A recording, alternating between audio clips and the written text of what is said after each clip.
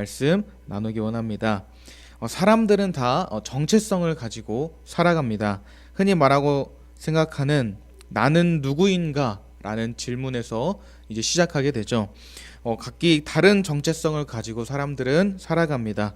그 정체성에 따라서 다양한 선택을 하게 되고 또 삶의 확실한 목적을 가지고 살게 됩니다. 그런데 만약 사람에게 정체성이 없다면 어떻게 될까요? 무언가 뚜렷한 목표 없이 사라지는 대로만 살아간다면 금방 지치고 하는 일이 무엇이든 간에 포기하게 되고 넘어지게 될 것입니다. 일제강점기 때 일본이 우리나라를 점령하기 위해서 또 우리나라를 멸망시키게 하기 위해서 펼쳤던 작전도 그 중에 하나였던 바로 민족 말살 정책이었죠. 민족 말살 정책이란 우리 민족이 가지고 있는 전통과 문화와 모든 뿌리부터 모두 다 말살시켜 버리는 것을 뜻하는 것이었습니다. 그렇게 정체성을 잃어버리게 하는 것, 전통과 문화를 잃어버린 민족을 흡수하는 것은 매우 쉬운 일이었기 때문이죠. 그래서 일본이 초창기에 펼쳤던 정책 중에 하나가 바로 단발령이었습니다.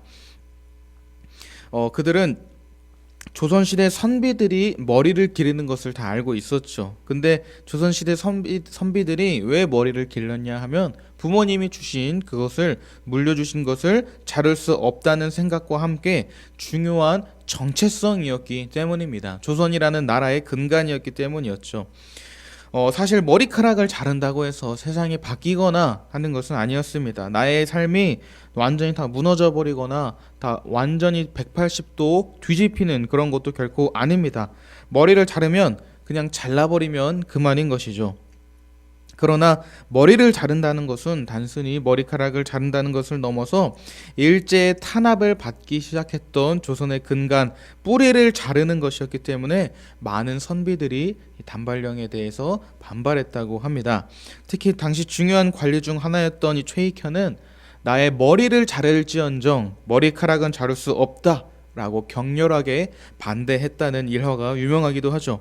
그만큼 조선의 정체성이 무너지는 순간 나라가 망하는 건 순식간이었고, 반대로 일본이 어떠한 정책을 펼치든지 간에 그 정체성이 만약 흔들리지 않는다면, 견고하고 확실하다면 나라가 망하지 않을 것이기 때문에 이 정체성이라는 것은 상당히 중요한 것이었습니다.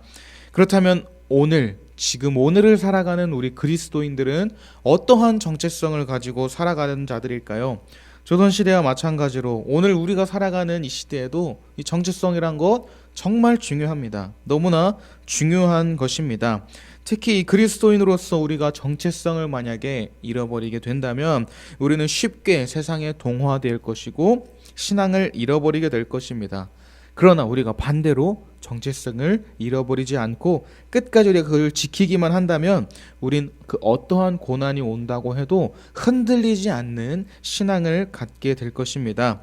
특별히 오늘은 우리는 에스라 1장 말씀을 통하여서요, 우리의 정체성, 특별히 하나님의 집을 짓는 자들로서의 정체성을 기억하며 살아가기를 원합니다.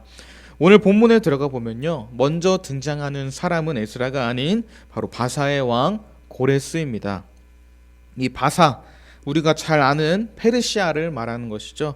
바벨론을 점령한 이 페르시아의 고레스 왕은 주전 538년에 유대인이라면 누구나 다 포로 중이었지만 그래도 유대인이라면은 다 누구나 예루살렘으로 올라가서 여호와의 집을 가서 건축을 하라 라고 명령을 합니다. 하나님께서는 이전에도 이스라엘이 아닌 이방인들의 왕을 사용하신 적이 있습니다. 하나님의 백성이 아니라 이방의 왕, 열방의 왕을 사용하신 적이 있죠. 그러나 그것들은 모두 이스라엘을 징계하기 위해서 사용하셨던 것이었습니다.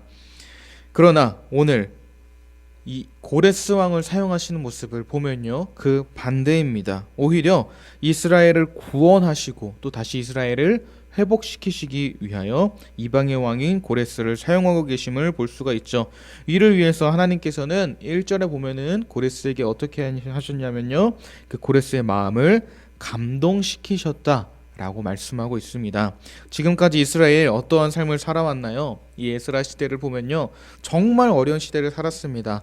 하나님의 나라라고 했던 이스라엘이 남북으로 분단된 것도 그렇고 또 그들이 각자의 불순종으로 인하여서 이 남과 북이 모두 다 멸망하게 되었습니다. 이후 바벨론의 포로가 되어서 약 70년 동안이나 고통을 받는 생활을 살아왔습니다. 이 70년이라는 그렇게 오랜 세월 동안 하나님은 이스라엘을 마치 버린 것 같았습니다. 이스라엘을 버리신 듯 보였습니다. 그러나 하나님께서는 결코 이스라엘을 잊거나 버리거나 포기하지 않으셨고 바벨론의 생활을 통하여서 그들의 아주 뼛속까지 뿌리 박혀 있던 불순종을 없애셨고 그 더러웠던 그 이스라엘 백성들의 신앙을 다시 정화하는 작업을 하신 것입니다.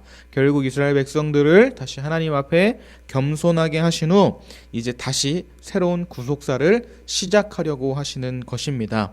그리고 그 중심에 그 시작하려는 그곳에 하나님의 놀라운 계획이자 크신 능력으로서 하나님의 백성도 아닌 이방의 사람, 심지어 큰 나라의 왕인 이 고레스 왕의 마음을 감동시키시는 그런 놀라운 능력을 보여주고 계십니다. 이처럼 하나님께서는 단지 이스라엘만의 신이 아니라 온 열방의 왕 넘어서 만유의 주인이 되심을 보여주고 계시죠.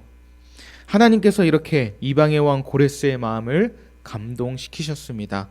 이스라엘 백성들에게 그래서 이스라엘 백성들에게 행하게 한 것은 단순히 이스라엘 백성들 너희 이제 자유다 이렇게 포로 생활을 풀어준다거나 단순하게 잘 대해주는 그런 것이 아니었습니다.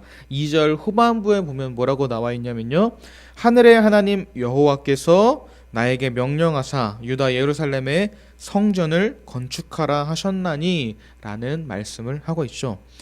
굳이 성전을 건축하라고 하신 이유가 있을까요? 왜 갑자기 성전을 건축하라고 하셨을까요? 멸망해 버렸던 이스라엘, 그 이스라엘이 다시 회복되려면, 다시 일어서려면 그들에게는 먼저는 하나 되는 마음도 필요하겠죠. 그리고 일단은 그들이 살 집도 필요할 것이고 그들이 다시 일어나기 위해서는 필요한 것이 이것저것이 아니었을 것입니다.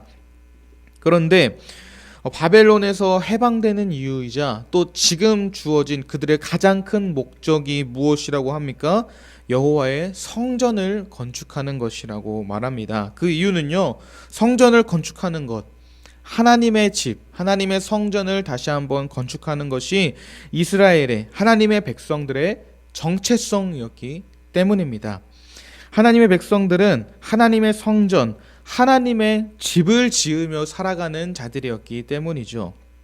하나님의 집, 하나님의 성전은 무엇입니까? 단지 이방 사람들이 우상을 섬기는 그런 제단과도 같은 것들, 단지 제사가 지내되는 그런 공간, 그 정도에서 멈추는 것이 아닙니다.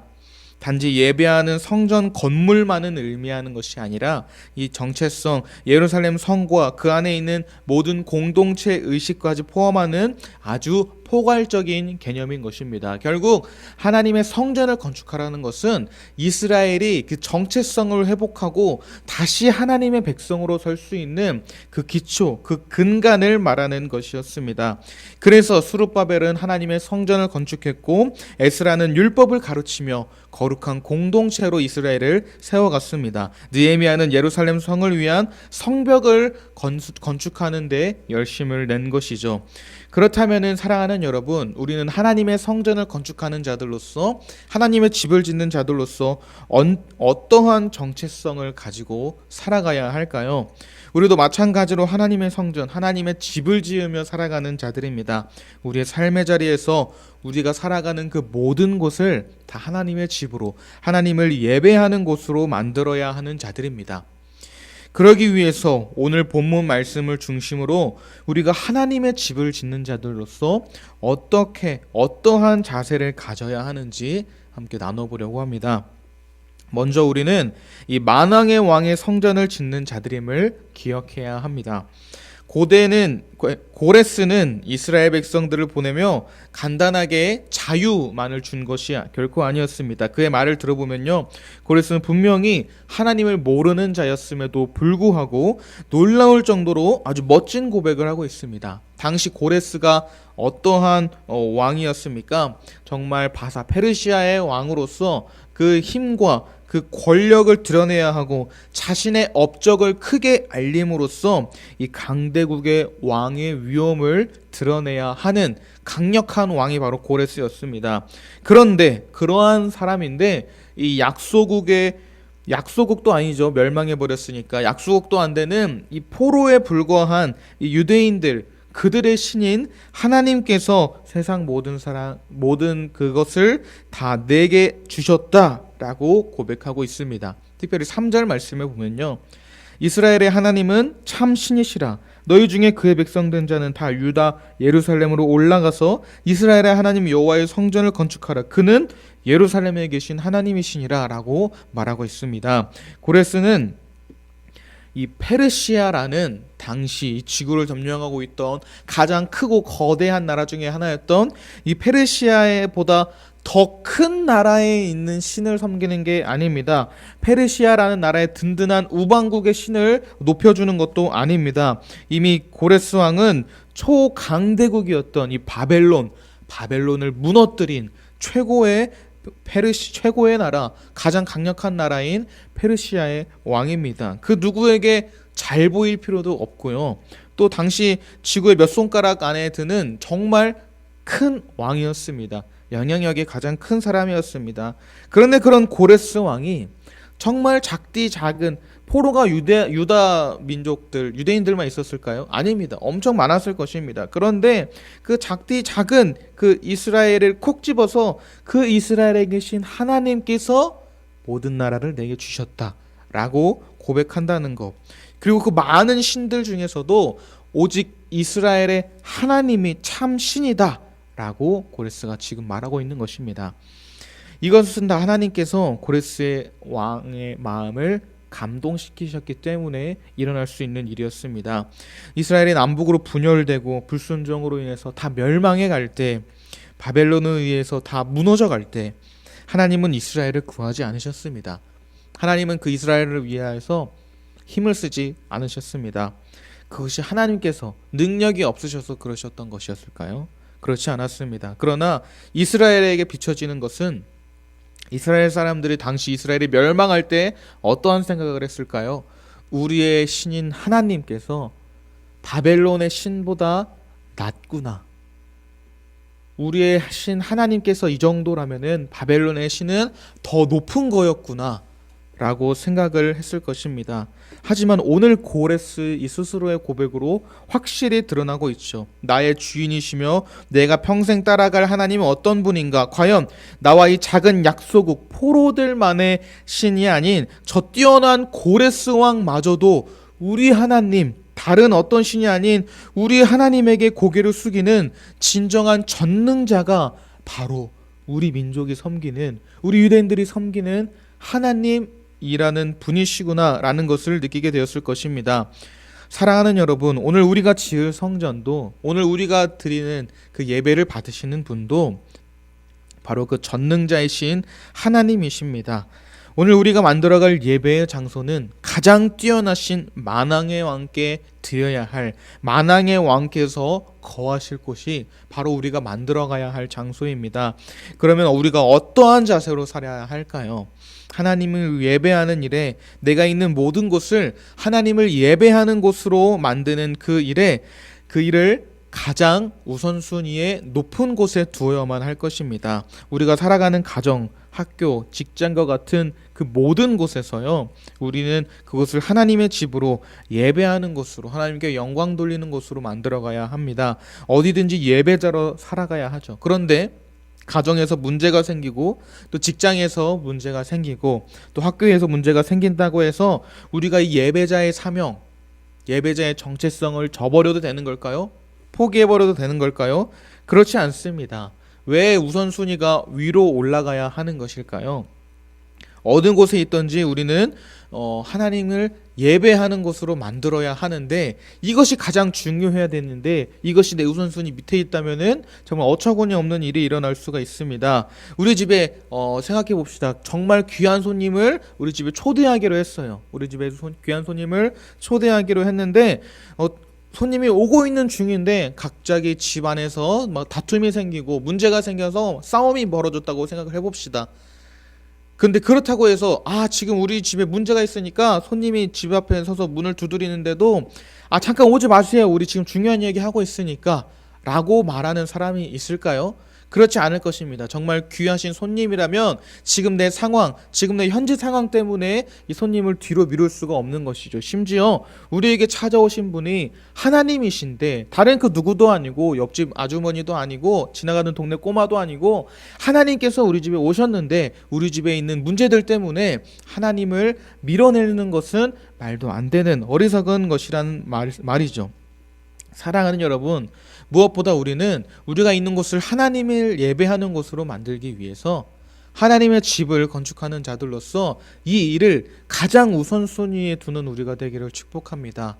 나의 문제 때문에, 나의 개인적인 사정 때문에 이 정체성, 이 가장 중요한 일을 뒤로 하고 멀리하고 버리는 것이 아니라 나의 정체성으로서 어디에 있든지 어느 곳에 있든지 무엇보다 예배자로서의 삶을 기억하면서 예배자로서의 삶을 가장 우선순위에 두는 우리가 되기를 원합니다.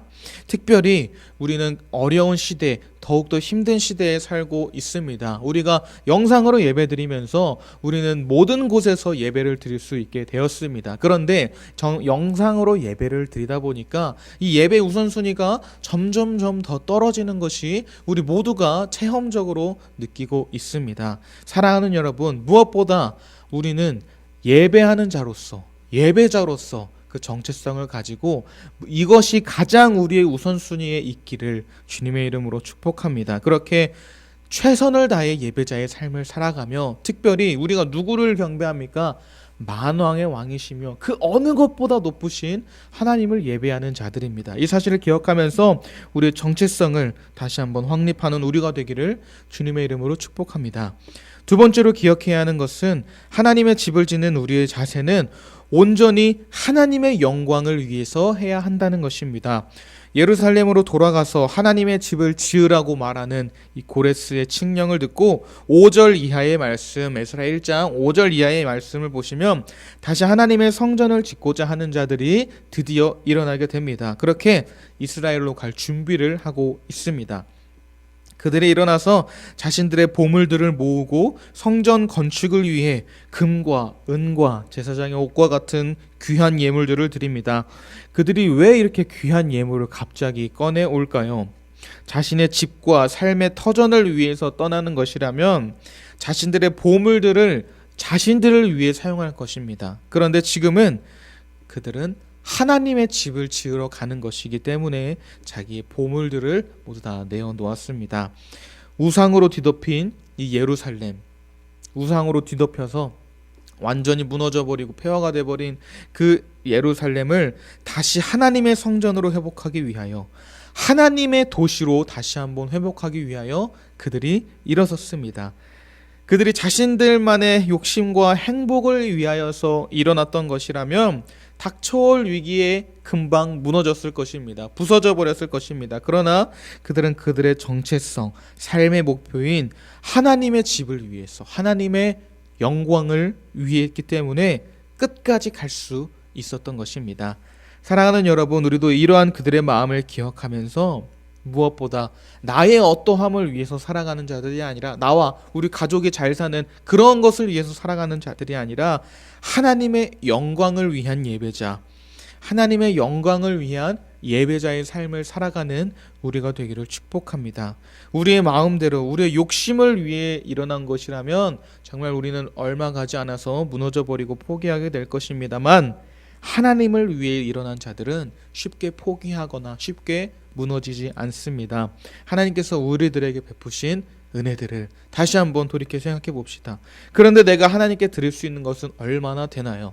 우리가 받은 은혜에 비해 우리가 주님께 드릴 것은 얼마 되지 않죠. 하나님이 주신 것은 갚을 길 없는 은혜라고도 표현합니다. 그런데 그렇다고 아무것도 안 드려서야 될까요? 우리가 주님께 드릴 것은 오로지 충성으로 하나님의 영광을 위해 우리에게 주신 은혜에 감사하며 오늘도 예배자로 살아야 됩니다. 왜 예배자로 살아야 합니까? 나를 위해서, 나를 내세우기 위해서, 나의 신앙을 과시하기 위해서가 아니라 영광 받으실 하나님을 위해서, 오직 높임 받으셔야 마땅한 하나님을 위해서 살아가야 하는 것입니다. 오늘 함께 예배드리는 우리 모두가 우리가 드리고 있는 이 예배가 온전히 하나님께 영광이 될 수 있도록, 우리 하나님만 높이는 예배자가 될 수 있도록 하나님의 영광을 위해 살아가는 우리가 되기를 주님의 이름으로 축복합니다. 또한 이어서 마지막으로 우리가 기억해야 할 것은요, 하나님께서는 약속을 지키시는 신실하신 분이라는 사실을 기억해야 합니다. 하나님의 약속을 지키시는 분이시기 때문에 우리에게 있는 약속 분명히 유효한 것임을 기억해야만 합니다.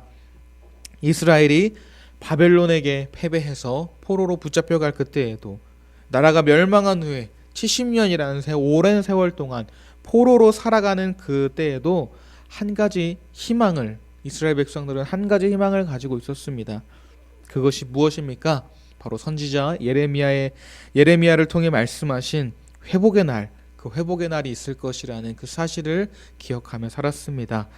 지금은 비록 모두 다 잃어버리고 나를 위해서가 아니라 주인을 위해 살아가는 포로된 삶을 살고 있지만, 분명히 하나님은 약속을 지키실 분이심을 믿었기 때문에 그 날을 맞이할 수 있었던 것이죠. 사랑하는 여러분, 우리도 마찬가지입니다. 오늘 우리가 살아가는 삶이 과연 얼마나 희망차고 또 얼마나 행복한 삶입니까? 아니요. 어쩌면 행복은 점점 더 멀어지고 포로로 붙잡힌 이스라엘처럼 다 무너진 것과 같은 마음에 우리 마음속에 걱정과 불안, 근심이 가득 차 있지는 않습니까? 하나님의 집은 걱정하는 사람, 불안과 근심으로 가득 찬 사람이 짓는 것이 아닙니다.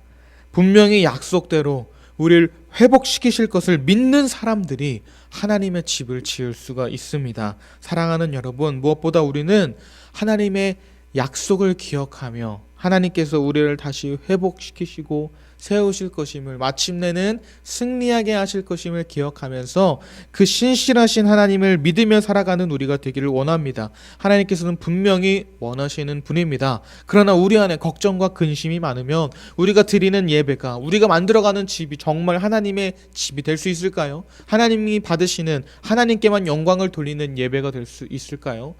그러나 우리 마음속에 하나님께서는 분명히 이루시리라는 확신으로 가득 차 있다면, 우리가 어디서 예배를 드리던, 얼마나 절망적이고 얼마나 추악한 곳이고 얼마나 무너져 있는 상황에서건 우리가 드리는 예배는 하나님이 받으시는 예배가 될 줄 믿습니다. 특별히 이 에스라서는 어떠한 책입니까, 여러분? 이스라엘의 회복을 시작하면서 하나님께서 70년 전에 하셨던 그 말씀이 아직 유효합니다. 하나님의 백성들에게 정말로 미래가 있다는 것을 보여주는 책이 바로 이 에스라입니다. 특별히 하나님의 약속과 그 백성들의 미래가 확실하다는 것을 보여주고 있습니다. 이 말씀을 기억하면서, 이 말씀을 바라보면서 우리도 어느 곳에 있든지 하나님은 분명히 나를 버리지 않으시고, 하나님은 분명히 나를 이렇게 세우시는 분, 마침내 승리하게 하시는 분이라는 그 확신을 갖고 살아가는 우리가 되기를 축복합니다. 그럴 때 비로소 우리가 진정한 예배자, 진정한 하나님의 집을 지어가는 자들로 살아가게 될 줄 믿습니다. 사랑하는 여러분, 우리는 하나님의 집을 짓는 자들, 예배자들로서 살아가는 자들입니다. 무엇보다 우리는 우리가 높이는 분이 만왕의 왕이신 하나님, 만유의 주인이신 하나님이심을 기억하며 최선을 다하여서 우선순위에 놓고 최선을 다해 살아가는 예배자가 되기를 바랍니다. 또한 그 모든 것이 나를 위한 것이 아니라 하나님의 영광을 위해 살아가는 우리가 되기를 바랍니다. 또 마지막으로 우리의 약속, 하나님께서 주신 그 약속이 영원함을 기억하면서 어려운 상황 속에서도 멈추지 않는 진정한 하나님의 예배자, 오늘도 예배드리며 하나님 앞에 나온 우리 모두가 될 수 있기를 주님의 이름으로 축복합니다.